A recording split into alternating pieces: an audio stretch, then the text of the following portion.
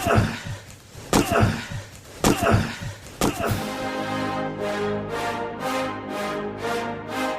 rolls out to the right, pitches off to Taylor, and Taylor's to the 20, down to the 15, down to 10, 5, 4, 3, 2, 1. Touchdown, Billy Taylor! Touchdown, Billy Taylor! Billy Taylor scored a touchdown from 21 yards out. The crowd goes berserk. It was November 22nd, 1969. That they came to Barry, Michigan, all dressed in maize and blue. The words were said, the prayers were read, and everybody cried. But when they closed the coffin, there was someone else inside. Oh, they came to Barry, Michigan, but Michigan wasn't dead. And when the game was over, it was someone else instead.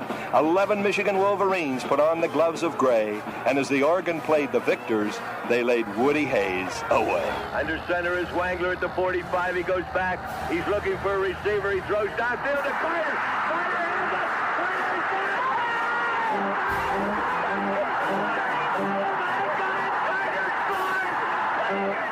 Who's got it better than us? Nobody!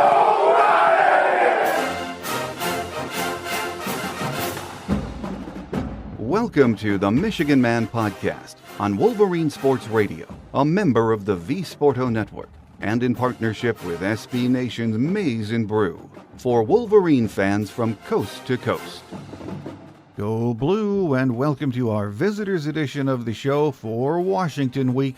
I'm your host, Mike Fitzpatrick. This week we go from the frying pan to the fire. A very good Washington team visits the Big House, and the pressure is on. Joining us on our Game Day segment is Elise Woodward, the radio sideline reporter for Huskies football on the Washington Sports Network. We'll also hear a few thoughts from Sharon at his Monday presser. Let's start, though, as we always do, with my view from Section 17. There is no sugarcoating what we saw Saturday night. It was a beatdown on every level. We were bullied at the line of scrimmage. We looked slow, especially on defense. We looked unprepared. We made zero adjustments on defense. If we did, then it didn't work. It was really a bad performance on the big stage. I suppose you can just say flush it and move on. If there were positives in that game, I couldn't find them. Now we turn the page for a game against 5-1 Washington. Before the season, just about everyone rubber-stamped this as a win. The thing is, the Huskies are an improving team, and they have a lot of talent, especially with quarterback Damon Williams Jr. leading the way. He is another one of these dual-threat, one-man wrecking crews, and he just keeps getting better every week. He etched his name in the college football record book on Friday against Rutgers, throwing for over 400 yards and then rushing for another 100. These guys, again, are a good football team. The way I see it right now, our season does hinge on this game, and I'm trying not to be overly dramatic about it. But you lay another egg and things could start spiraling in the wrong direction. After 6 games, part of me says it is what it is. But this Michigan team has way too much talent. The mental aspect of the game can't be overlooked either. The team was embarrassed on Saturday night. So can they regroup and get a win on Saturday? Make no mistake about it. The pressure is squarely on our Wolverines. They simply cannot afford another loss if we want to stay in the Big Ten race and the playoff picture. Coaching, team leadership, pride. Against Washington this Saturday, we'll see what this team is really made of. Tackling was just unacceptable against USC. Sharon addressed that issue at his Monday presser. Last week, thought tackling was outstanding, and one of the things we really hit on beginning of the week was speed and space. Tackling their speed and space. We didn't do a good job of that. Then it really comes down to angles. The angles that we take, the pursuit angles that we take, and trusting those angles. There's so many examples as we go through it, and as we've gone through the tape, been through it many times of how we got to fix it. And players have been in numerous times already to look at it and fix it, and those are the big things we'll continue to attack as we go through the week. Sharon was asked to assess Bryce Underwood's play at the midway point. Poise, his playmaking ability, you see that flash. You continue to see him get better and better. Put a little bit more on him this week in terms of RPOs and things that he was doing, and he did a good job making those decisions, and he'll continue to do that. So those little decisions, like even on that third down and 9, don't take the sack, keep shooting field goal range, and the interception, just an ill-advised throw he doesn't need to make. So those things will come. And again, it's his 6th game. We'll continue to help him and push him, and he'll continue to push himself to make it better. My guest today says the Huskies believe they are a team on the rise. A win on Saturday would verify that belief. Joining us next is Elise Woodward, the radio sideline reporter for the Huskies on the Washington Sports Network. So stay with us.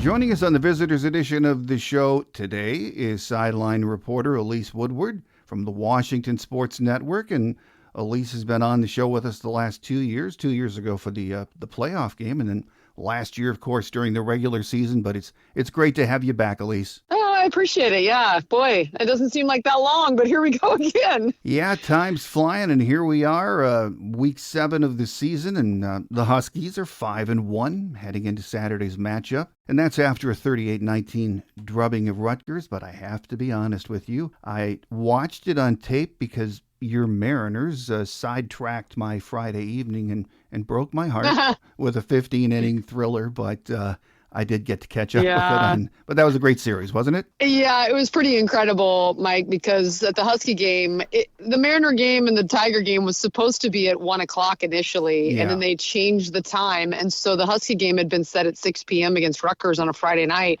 for quite a long time, and everybody was relieved they weren't going to go head-to-head because you had 70,000 Husky fans go into Husky Stadium that day for homecoming.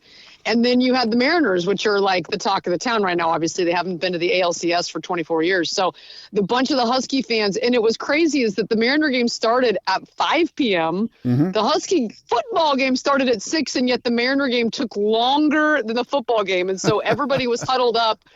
After post-game press and media obligations and everything, the game was still going on. I came out of the locker room area, and it was on the big screen in Husky Stadium, and there were still thousands of fans watching the game on the big scoreboard inside Husky Stadium, and they all cheered when the Mariners finally walked it off and won it. So, yeah, you weren't the only one that was busy and trying to watch 2 games at once that day. Yeah, well, it was a heartbreaker, not for Mariner fans. And, of course, they're off to a good start against the Jays. So good luck to the Mariners. We'll keep an eye on them. But well, we appreciate it. It's exciting for the city of Seattle, for sure. It absolutely is. Great fan base, too. So getting back to the Huskies. Again, Friday night. So I watched the game, and record-setting performance from young DeMond Williams Jr. I don't think Michigan fans have had a chance to see a lot of him yet. We will Saturday afternoon. And he's a special kind of player, isn't he, Elise? Yeah, there's no question that he's not just fast for a quarterback. He's fast for any player on the field. And he's got some elusiveness that you do not often see in a quarterback, where he has taken a lot of hits, but he just pops right up, even though he's not big in terms of just girth. Like Jonah Coleman is our running back. He can break tackles. He is a fire hydrant. Like he can bowl through tackles, but DeMond is a different little. He's not the biggest guy, but you got to catch him to be able to hurt him. And very few have been able to catch him. And 400 yards passing, over 100 yards rushing in that win over Rutgers. And the only team so far that has been able to bottle him up with any kind of consistency was Ohio State, and they've got a great defense, and their D linemen can just really, really move, and they gang tackled him. So that's the challenge for DeMond Williams and for this Husky offense is, can they find ways to get him? You have to make a decision. Are you going to spy him, and then can he go over the top? There's decisions to be made by a defense, and we'll see if the Husky offense can get him loose against the Wolverines. Well, as you mentioned, the offense has more than just DeMond Williams Jr. and handing off to Jonah Coleman. You mentioned he's a bowling ball kind of a running back, very tough to bring down. Leads the nation with 11 rushing touchdowns. He's a heck of a back, isn't he? Yeah, Jonah Coleman is, you look, he's listed at 5'9", and I don't think he's that tall. But it's the strength. You see this guy, and he's better than he was last year, and he was a really good back last year. He's been he is rising up the NFL draft board for good reason. He just is a guy that he can move guys with them. D tackles, he can put them on his back and still get 3-4 yards. He is so good at breaking tackles, and it's his low center of gravity where he's just, his thighs, his strength, his ability to just keep his legs churning is so fun to watch.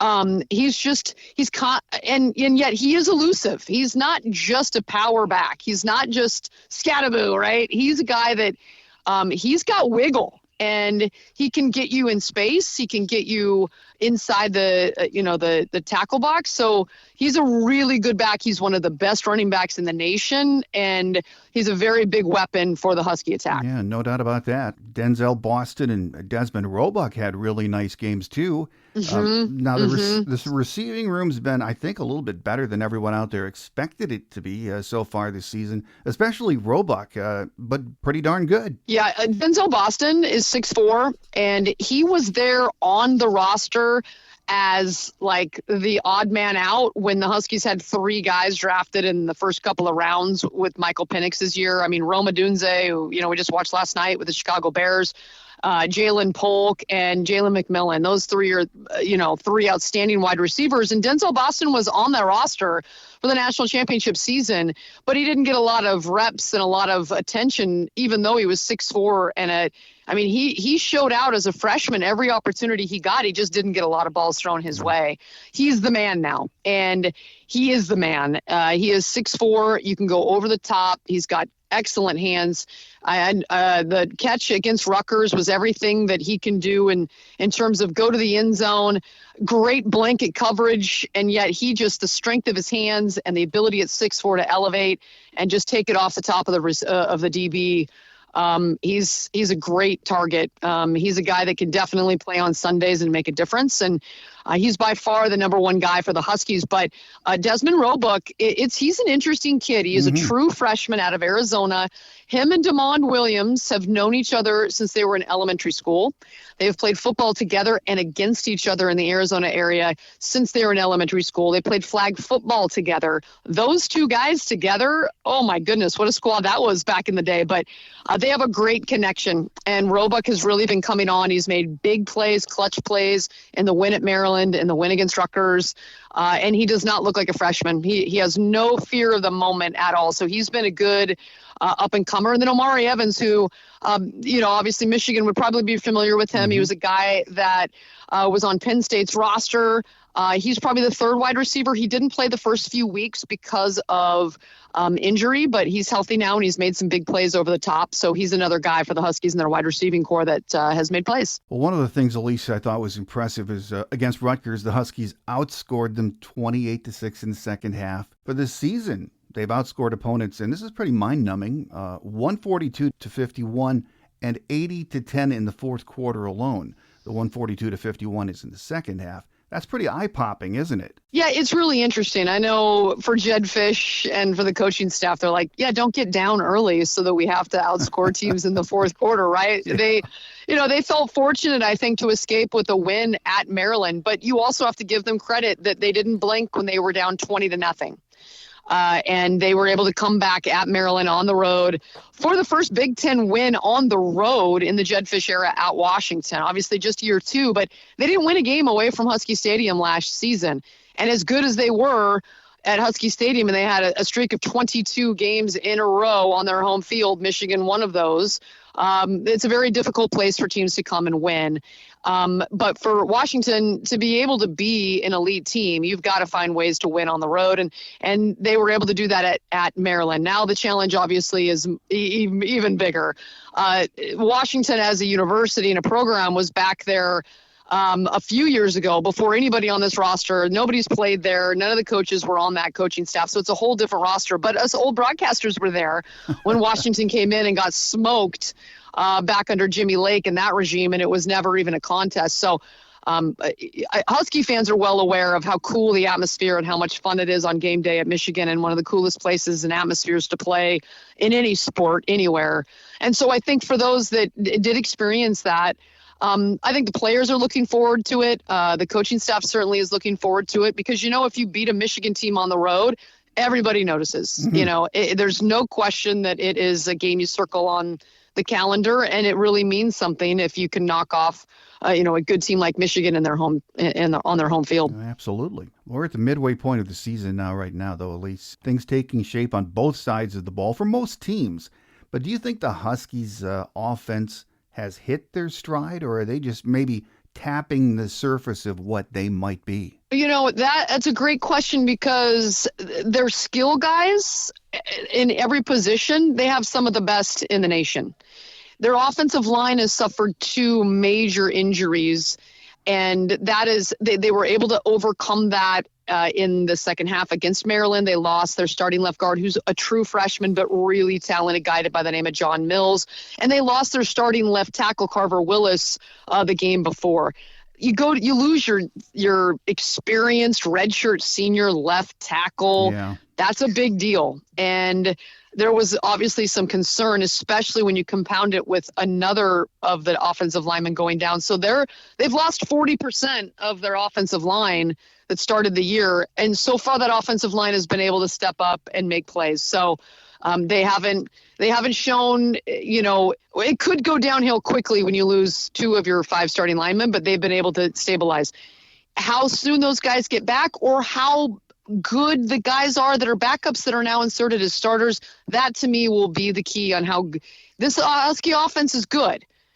To be great, the offensive line is going to have to continue to progress and show that even with the injury issues, that they're a line that it can be counted on. Well, over on the other side of the ball, last year Washington had one of the elite secondaries in college football. That was done without getting a lot of pressure on the quarterback. Ryan Walters is the new DC. I mean, everyone in the Big Ten knows who he is and how good he is. How would you describe his impact thus far on the defense? Yeah, he's done a nice job with this defense. I feel like they've gotten better each and every week, which is really saying something, because early in the season, it felt like they had some leaks that they needed to clean up, and I think those have been addressed. And they've had some injury issues that they've had to overcome. They lost their their defensive end on the left side, Zach Durfee, who was leading them in quarterback pressures. He got injured, and so he has not played the last few weeks. He was their number 1 dude on the edge. He's their defensive captain. They're without him and have been the last couple of weeks, and other guys have stepped up. They lost their starting linebacker, but they got another one. Jacob Manu has stepped in. He missed the first, I believe, 3 or 4 weeks of the season, a transfer from Arizona who was a all Pac-12.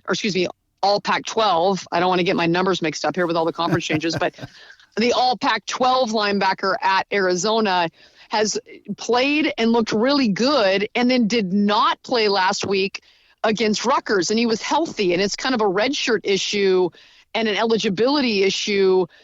It's kind of confusing, but it'll be interesting to see if he plays at Michigan or not, as they're waiting to hear like his eligibility for next season, and they're trying to, figure all those things out.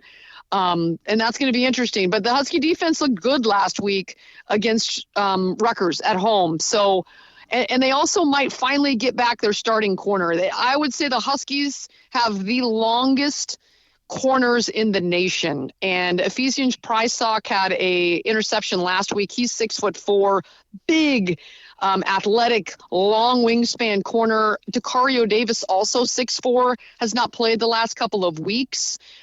He's been dealing with an issue where he's warmed up, he's been ready, but it's a contact issue. They didn't want to take any chances. They hope that he's going to be able to go this weekend at Michigan, and that would be a big boost. But in the meantime, they've had a freshman corner that's also 6'3", that's a big old freshman that's out there on the edge. So the Huskies are certainly a team with some really interesting pieces defensively that have gotten better as the year's gone on. Well, the only loss the Huskies have, as you mentioned at the top, is to Ohio State. Now, I got to watch that entire game, and, maybe it's just me, but if you looked at the final score, you didn't see the game, you probably said, hey, the Buckeyes dominated them. I guess the numbers said that. But I didn't think that was the case. Washington moved the ball, had more than their fair share of opportunities to stay in that game, but, you can't make mistakes against a team like Ohio State and stay in the game. So, I guess what I'm saying is the final score was a bit deceiving unless you saw that game. Would you agree with that? No, I would agree. I think for the Huskies, the one thing they were very disappointed in is the fact that they just could not generate anything when they got to the red zone. Right. And it was a major problem because you're right. They ripped off some big plays. They had more explosive plays than Ohio State. It's not often that you have more explosive plays than your opponent and get beat. And yet, the score, as you mentioned, for Washington, they were deeply disappointed that they stalled out again and again in the red zone. And I do give Ohio State credit. Washington got down there and just could not continue to sustain those drives. And the pressure from their D-ends and their D-tackles up the middle, it was tough. And they got to Washington, and Damon Williams did not have the typical game that he has had. He just could not get the edge. He couldn't find a way to shake loose. And I give a ton of credit to that defense of Ohio State, but they can take. It's not as if they got smoked and it was like, well, we got dominated and we got to be a lot better than that in all areas. There were some areas that they competed and looked really good that they want to build upon as they head to Michigan. Jedd Fisch is no stranger to Michigan fans. He wasn't here that long. I think it was 2 years. Jim Harbaugh, big Jedd Fisch fan. And he was turning around Arizona, no doubt about it, before he left for Washington and doubled his salary. Much better opportunity. It's only his second year there, but already he's doing a heck of an impressive job, isn't he? Yeah, I think the one thing with Jedd that has been really impressive is that he is a relentless recruiter. Mm-hmm. And he will go out and he has made inroads. He has gotten some significant talent through the transfer portal, through the high school ranks. And if you look back at Washington a couple of years ago, when Coach DeBoer decided to go to Alabama, it was a shock to everybody at Washington. And they'd just come off a run where they'd been in the national championship game, as you well know. And they had so much talent and they were cruising, and it felt like Washington football was, peaking.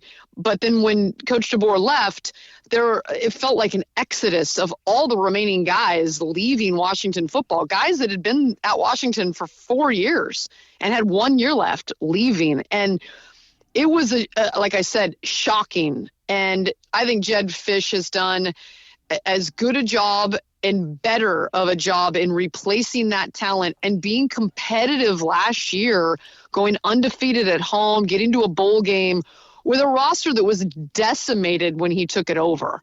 And they didn't have enough guys to run a scrimmage in the spring. They didn't have enough offensive linemen. There were 7 on the roster total, 7 offensive linemen on the roster total. And he was able to go out and get quality talent to bring into the Washington program. And then he only brought in more this year in year 2.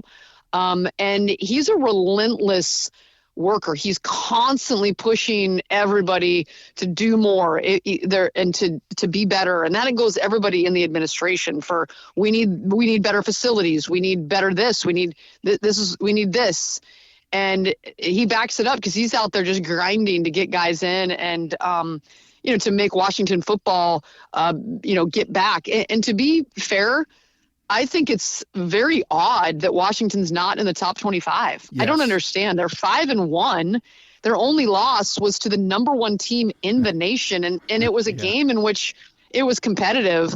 I don't understand it myself. I think it's a slap to the Big Ten and everybody in it that you have a team that's 5-1 that's not in the top 25. But, those that want to take a little motivation from that, you can. Okay, go beat a really good Michigan team on the road, and you'll be in the top 25 for sure. I thought for Washington, if they went to Maryland on the road and beat a 4-0 Maryland team 3 time zones away, that might have got them in the top 25. It didn't happen. And then a pretty dominant win against Rutgers didn't get them in either. So it's been an interesting, I'm not really sure why they're still not out, other than the fact that they haven't beaten the top 25 yet. But they have the chance to do that this weekend on the road, and obviously a really tall task. But that will definitely push them into the top 25 if they can beat Michigan in the Big House. You're right, and they should be there, but you're right. A win Saturday, and they're in the top 25. Yep. I was watching Jed's presser on Monday, and he was talking about, which it seems like we all talk about in the Big Ten, is these 3 time zone games and how you prepare and what you try to change. And he was mentioning he talked to former Michigan DC Mike McDonald, now out there with the Seahawks. Are you a big believer that there's really, really a huge impact with these time zone games? Or do we talk too much about it? I think there's if you're talking about, the little things will push you over the edge, the little things in terms of travel, that's real. I mean, you just look at the results for teams traveling west last year from, the East Coast, and the opposite of teams traveling out there. And it's a significant thing. It's basically a whole loss of day of preparation. You're traveling. So by the time you get everybody ready, you get the multiple buses, you get to the airport, you go through security, and then the flight is 5 hours long, and then you got to bus and get, on and get your luggage and get to the hotel. And it's an entire lost day of preparation. And the thing that last year was really, it was a hard thing to do, was that they played at Iowa just like they're going to play at Michigan. A 12 p.m. kickoff is a 9 a.m. kickoff for these kids. Yeah. 9 a.m. Now, everybody that knows football, you get up early to get your meal, to get your prep, to do your stretching, to do your team meetings, to do all of that. Last year, the wake-up call at Iowa for that 9 a.m. game, and it was not the only one they had that started at 9 a.m. on the road last year. Their alarm went off at 4:15 a.m. Pacific time. You get up at 4:15 a.m., go to your computer by 2 in the afternoon. Has it affected you? A lot of times it has. Now go out there and try to play 60 minutes of football. I just am a believer that even if it's a 5% disadvantage, it's a 5% disadvantage. Like, there's something there for sure. You have to be better than that. You have to make sure to do all the little things, hydrate, sleep if you can. But, that's the other thing. Trying to get to bed early, these kids go to bed. They're college kids. They go to bed usually at midnight. If they go to bed at midnight, their clock at Michigan, that's 3 a.m. They're going to be getting up at 4 a.m. It's really difficult. But it's just something, you can't complain about it. It is what it is. So play through it.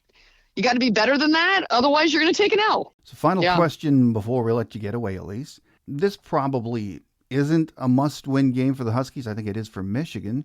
But at 5-1, if they do come in here on Saturday and win, every game on the schedule looks winnable when I look at that Huskies schedule until that game against Oregon. But that game is in Seattle. So there is a lot riding on this game, isn't there? Oh, I don't think there's question that at 5-1 at the halfway mark, that for Washington getting geared up for this, and they had an extra day to prepare. They had a really short week. They went all the way to Maryland, had to travel all the way back home, get home really late, and then prepare for a Friday night game. So they were tired, and they were able to mentally and physically push through that. Now they have an extra day of rest, so that's good for them. And to gear up, I mean, let's face it, there's, for the fan base in Seattle, this is, it's going to add a little bit more just because of taking the loss in the national championship game. And so there's that. And I think for the guys on the team now, though, most of them weren't on that national championship team, certainly an entirely new coaching staff. For those guys, you're going to Michigan, you're playing a team that's ranked in the, top 15, and, have a chance to go in there and get a signature win in the Jedd Fisch era, and to bolster them, to get them to 6-1, be bowl eligible, and then look at a schedule where, you've got all kinds of opportunity in front of you. So Yeah, this is one, like, if you can get it, it's a season changer in a lot of ways for Washington. Let's face it, in football, every win's a must win, right? If you want to win a Big Ten title, they've already dropped a game in their sights. If they want to win a Big Ten title, can't lose two. So for them, certainly it's a huge game. Absolutely, and that's why Fox is going to be in town. Big noon kickoff, a lot of eyeballs on the team, so it's going to be fun. No, it's going to be fun, and the last time I was there, I had a blast, so I'm looking forward to it again. Well, here with us today on our visitors edition of the show has been sideline reporter Elise Woodward from the Washington Sports Network, who covers the Huskies. So I know you've had a long couple of days, long week, Elise, so we appreciate you carving out and being so generous with your time, and we look forward to another visit in the future, but thank you. Oh, yeah, no problem. Anytime, Mike. Glad to do it.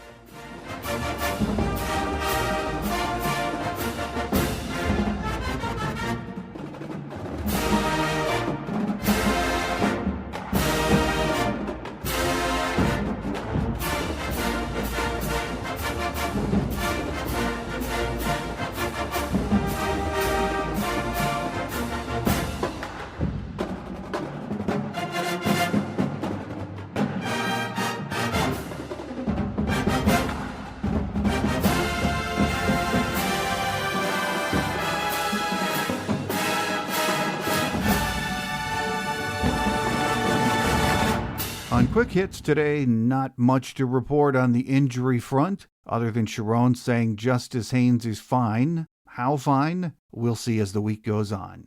Remember to follow us on X and leave a comment or rating wherever you get your podcasts. We enjoy the feedback. On Thursday's Michigan Game Day show, we'll be joined by Wolverine great Jamie Morris, who hosts the daily show, The M Zone, on WTKA Ann Arbor. It will be interesting to hear his thoughts, so make sure you join us. We'll also have some game day notes of interest, any injury updates, and a look at the weather for Saturday's big noon kickoff on Fox. That does it for now. Have a great Wolverine week, everyone. I'm your host, Mike Fitzpatrick. Until we meet again on Thursday, take care, and as always, go blue. Thanks for joining us today on The Michigan Man, here on Wolverine Sports Radio, a member of the V Sporto Network, and in partnership with SB Nation's Maize and Brew. Our listener lines are open 24/7 for your calls at 313-263-4842. That's 313-263-4842. Or email us at themichiganmanpodcast@yahoo.com. That's themichiganmanpodcast@yahoo.com. The Michigan Man Podcast is produced at the studios of Robin Lynn Productions, Allen Park, Michigan, and is not affiliated with the University of Michigan. Go Blue!